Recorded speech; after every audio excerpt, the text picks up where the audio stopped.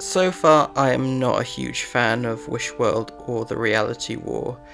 I feel like they're a mess of cameos and exposition, rather than actual focused stories or clear, compelling character moments.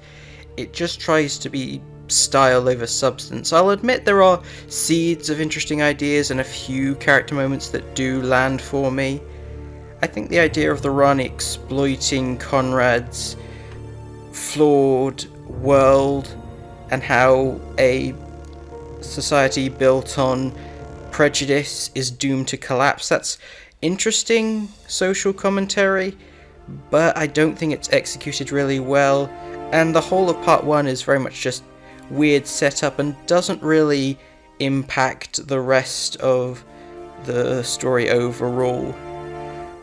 I can get in on the ride at some point because I do like most of these characters, and I'll admit that when we get into the Reality War, it does allow the 15th Doctor to take centre stage and have a lot of great moments in isolation removed from the context. I'm glad at the very least that Ncuti gets a lot to do compared to, say, Jodie Whittaker's send-off, but as a send-off, I am thoroughly disappointed that they've cut the 15th Doctor's era so short, and it's blatantly clear that he was at least going to do one more season because there's so many plot points that have not been resolved and won't feel satisfying going to a new Doctor. There are just far too many characters in this story.